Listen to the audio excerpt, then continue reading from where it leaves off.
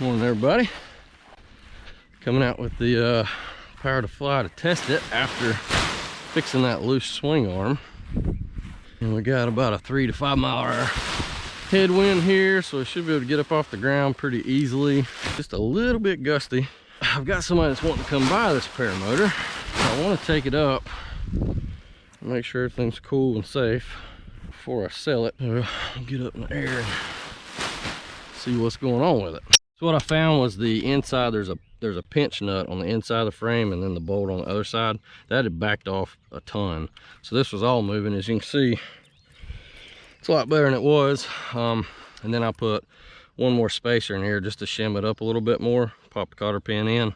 It feels good. It actually feels better than the other side. Swing arm connection point down here, the seat on both sides, that was 11 inches dead on. I know a bunch of you guys worried about the trims.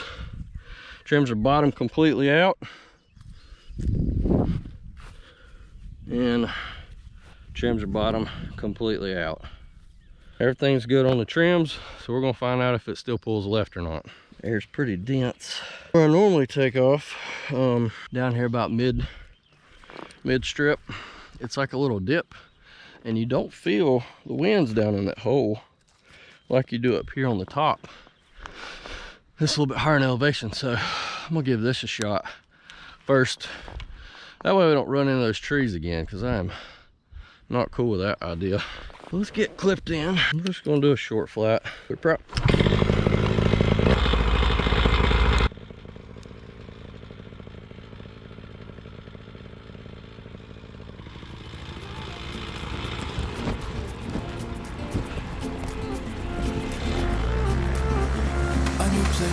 A new home for a while, let me feel alive. Nothing to hold me back, take my time, just enjoy the ride.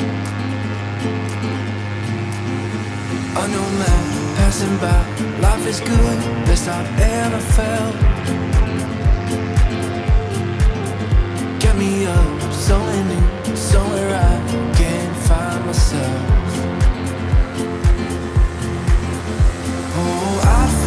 I feel so alive. As I reach out to the sky. I found my way. I was in the dark against it all, but made it through the day. Cause I found my way. In bad times, I know I'll be okay, cause I found my way.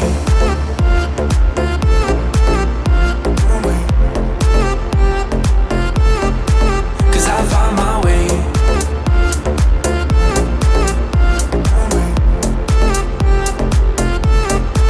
Cause I found my way, my way, my way, my way, my way. Cause I found my way.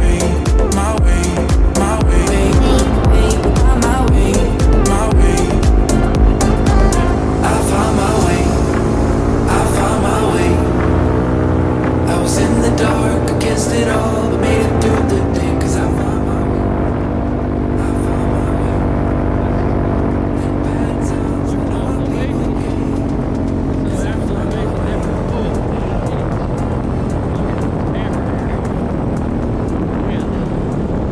Try to get in here and see if we can safely land.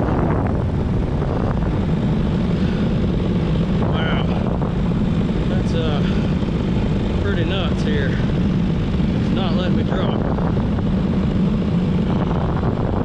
Not good. I'm trying to drop. Not right there though. Okay. Alright guys. This might be a little rough here. Start getting a little bit of pressure. A little bit of pressure. Oh yeah, we did the same thing, not killing the motor. Oh, there's a lot of sink right there. Did y'all see that? Jeez Louise. That kind of sucked. A little more gusty than what I wanted to fly, but I want to make sure this dude was going to be okay. That was very turbulent. It's probably the most turbulent I've flown in.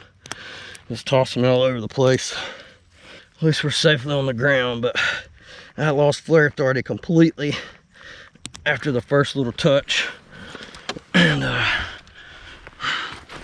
hopefully I was down to idle, but of course, yep, there you go. That's why I should have cut it off, huh? So we fixed the issue, so that's freaking awesome. As soon as I got off the ground, I could tell immediately. I could tell before I even got off the ground. As soon as it lifted me, I was like, holy cow, it's not going to the left.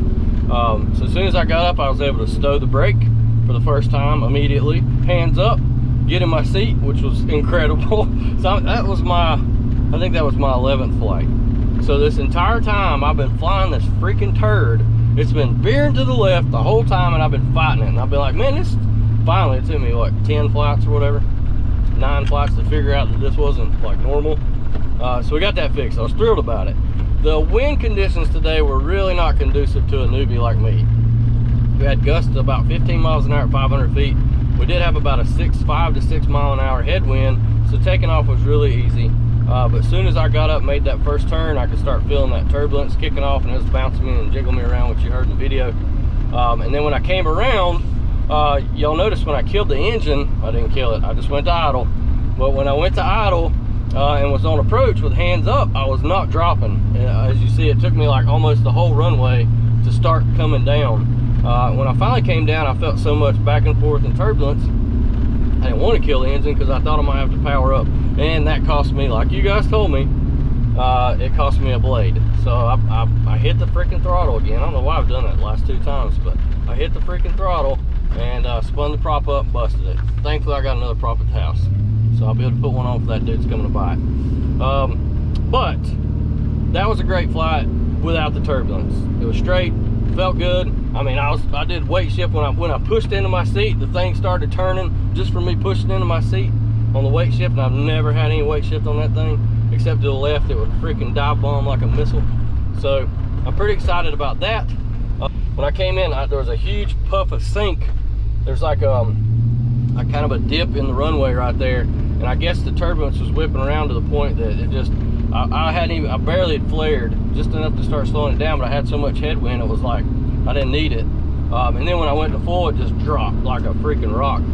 So that's all in the video, and that's when I spun the prop up and damaged it. So even though it's nerve-wracking to cut that motor off, I guess for somebody even at my skill level or lower or higher, whatever, we need to kill the engine so we don't make mistakes like that cost us. So it's cool though.